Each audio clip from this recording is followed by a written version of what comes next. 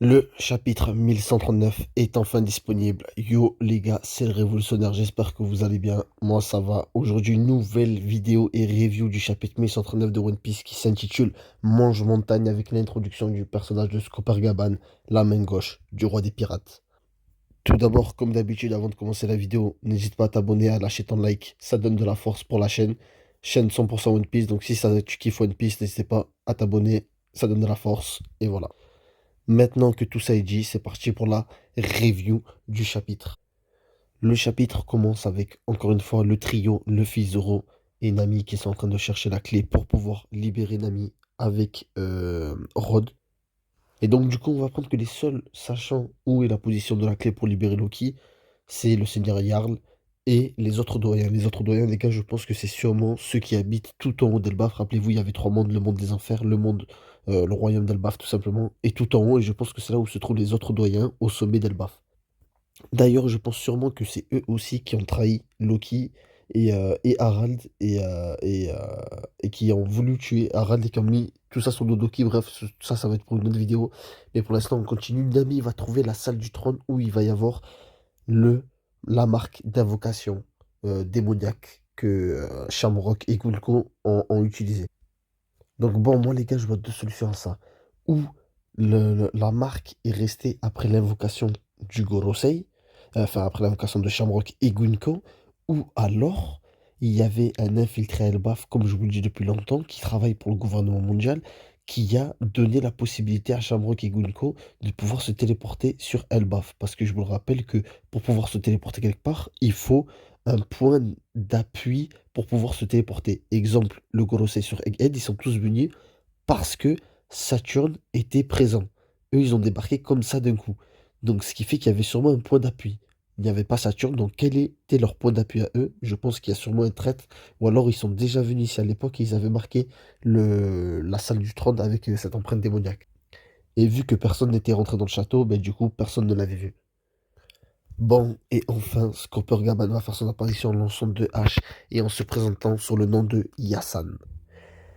Yassan qui nous dit tout simplement qu'il a senti un haki étrange. Forcément, nous on sait qu'il parle de Shamrock et Gunko. Et donc du coup qu'il a directement venu dans le château pour pouvoir confronter ce haki étrange. Mais sauf que quand il est venu, il n'était plus là. Il va dire à Luffy que ça fait longtemps qu'il rêvait de le rencontrer. Et que il aimerait bien retourner sur Wano. Donc là, on a compris directement à ce moment-là que c'était Scopergaman. D'ailleurs, il a une cicatrice, donc peut-être que c'est la cicatrice de feu, l'homme à la cicatrice à la brûlure qui connaît l'emplacement du dernier autre polyglyphe. Je suis content que ce soit Scopergaman parce que rappelez-vous qu'au tout début d'Elbaf, j'avais pré-shot que le mec qu'on voyait dans l'ombre, c'était Scopergaman dans cette vidéo que je me suis ici, n'hésitez pas à aller la voir. Bon, et du coup, en toute logique, on va apprendre que Scopergaman est le père de Colin et le mari de Ripley. Et que, à l'instar de Rayleigh, en mode ténébreux dans son côté, qui est le parallèle de Zoro, ben lui, c'est un peu le mec amour et de ça, parallèle de Sanji. Donc c'est cool parce que ça fait un peu plus le parallèle équipage Roger, équipage Luffy. Bon, les gars, je sais pas vous, moi, la première fois que j'ai vu Scopergaman, il m'a fait penser à Kame Sennin dans Dragon Ball, donc Tortue Géniale. Je sais pas, il y a un délire un peu vieux qui kiffe l'amour, même qui dans son délire, il dit à un ami, je kiffe les problèmes et tout. Et j'aime bien le caractère du personnage, il est validé.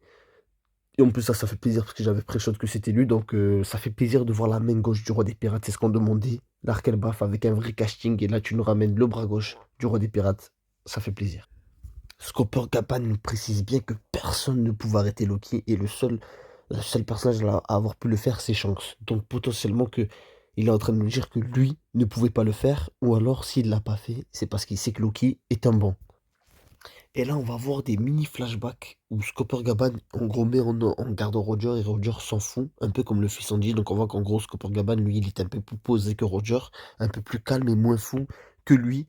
Et là, on a tout simplement le trio, le fils de Ronami, Scopergaban et Rod, qui tombent sur la clé. Et Scopergaban dit à Luffy, si tu veux la clé, il va falloir m'affronter. Et c'est comme ça que le personnage est introduit. La main gauche du roi des pirates, Scopergaban, entre en action, pose la semaine prochaine. Bon, pour moi, ce qui va se passer, c'est qu'il va y avoir affrontement entre les deux, mais je pense que c'est juste un test de Scopergaban, parce qu'il a dit, Luffy, j'entendais beaucoup parler de toi, il voulait le rencontrer, donc je pense qu'il veut tester ses capacités, parce que sûrement que Shanks, Rayleigh a dû parler avec lui, voir Crocus, lui dire que ils ont trouvé le mec qu'attendait Roger, donc lui il veut tester ça, il veut tester la puissance de Luffy. Bon les gars, c'était un chapitre cool, un peu moins bien que les deux derniers, mais quand même cool, ça fait plaisir, on a l'introduction du bras gauche du roi des pirates, hâte de voir la suite, et moi les gars je vous dis ciao.